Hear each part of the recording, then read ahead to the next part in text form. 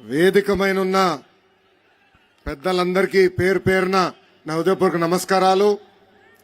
ఈరోజు ఈ శంకరావం కార్యక్రమానికి విచ్చేసిన నా కుటుంబ సభ్యులతో సమానమైన తెలుగుదేశం పార్టీ కార్యకర్తలందరికీ పేరు పేరున నా హృదయపూర్వక ధన్యవాదములు. ఉత్తరాంధ్ర అమ్మ లాంటిది. అమ్మ ప్రేమకి కండిషన్స్ ఉండవు. అదేవిధంగా ఉత్తరాంధ్ర ప్రజల ప్రేమకు కూడా కండిషన్స్ ఉండవు. అసలు ఉత్తరాంధ్ర అంటేనే ఒక తెలుగుదేశం పార్టీ కంచుకోట. పౌరుషాలకి పోరాటాలకి మారు పేరు శ్రీకాకుళం జిల్లా. తెలుగుదేశం పార్టీ హయాంలో ఉత్తరాంధ్రాని జాబ్ క్యాపిటల్ ఆఫ్ ఇండియాగా చేస్తే ఈ సైకో జగన్ పరిపాలనలో ఉత్తరాంధ్రాని గంజాయి క్యాపిటల్ ఆఫ్ ఇండియాగా ఈ రోజు మార్చేసే పరిస్థితి. అసలు ఉత్తరాంధ్ర ఊపే వేరు. గరిమెల సత్యనారాయణ గారు, సర్దార్ గౌతు లచ్చన్న గారు, ఎర్రం నాయుడు గారు పుట్టిన గడ్డ ఈ శ్రీకాకుళం గడ్డ. ఇలాంటి గొప్ప నేలపై ఈరోజు ఈ శంకరావం యాత్ర ప్రారంభిస్తాం. నా అదృష్టంగా భావిస్తున్నా. ఈరోజు జగన్ సభ చూస్తుంటే నాకు కొంచెం నవ్వు వస్తుందండి. పదే పదే సిద్ధం సిద్ధం సిద్ధం అంటాడు. దేనికయ్యా సిద్ధం? జైలుకి వెళ్లేదానికి సిద్ధం.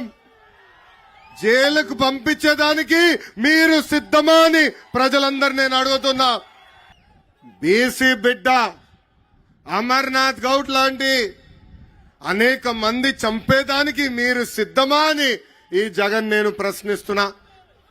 ఒక దళిత గలం డాక్టర్ సుధాకర్ లాంటి అనేక దళితులు చంపేదానికి మీరు సిద్ధమా అని ఈ సభాముఖంగా ప్రశ్నిస్తున్నా. మైనారిటీ బాలిక మిస్బాని ఎలా చంపారో అలా మైనారిటీని చంపేదానికి మీరు సిద్ధమా అని ఈ సభాముఖంగా సైకో జగన్ నేను ప్రశ్నిస్తున్నా.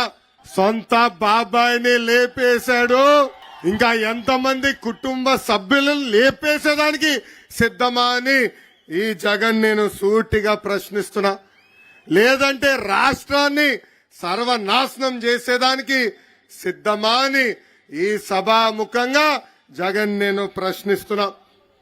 ఈ మధ్యన 3 ఘటనలు జరిగినాయి.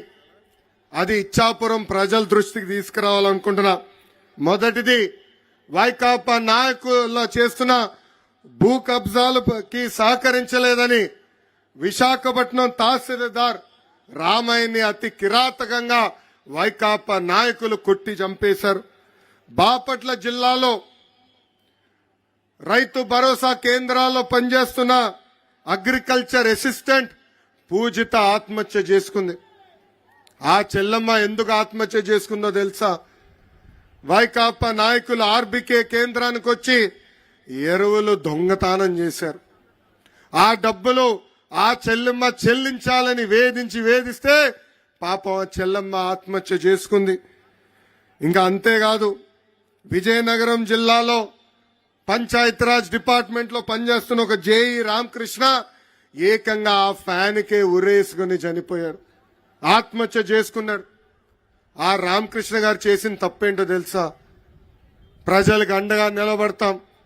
వైకాపా నాయకులు అక్కడ ఉన్న సిమెంట్ ఇనుప దొంగతనం చేసుకుని వెళ్తే వాళ్ళకి పైన అడ్డంగా తిరిగినందుకు ఆయన వేధించి ఆత్మహత్య చేసుకునే పరిస్థితి తీసుకొచ్చింది ఈ ప్రభుత్వం.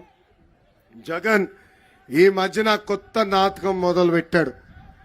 ఆ నాటకమే డిఎస్సి. 4 సంవత్సరాలు 10 నెలలు ఒక్క డిఎస్సి ఇవ్వలా. డిఎస్సి అన్న పదం ఆయన నోరు నుంచి రాలా.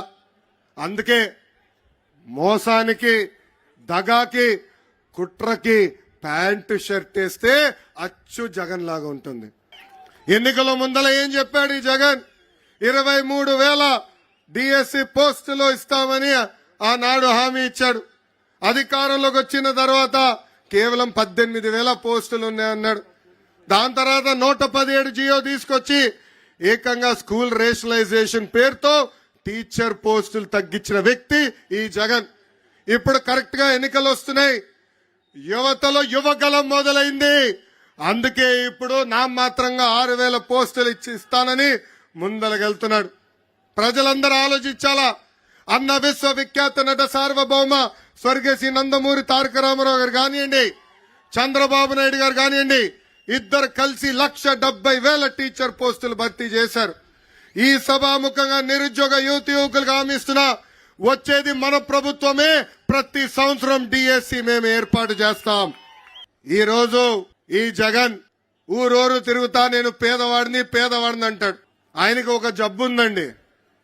ఆ జబ్బు పేరే మైథోమేనియా సిండ్రోమ్. ఆ జబ్బు లక్షణాలు ఏంటో తెలుసా? ఉంది లేనట్టు, లేనిది ఉన్నట్టు చెప్తారు. సొంత టీవీ ఉన్నవాడు పేదవాడవుతాడా?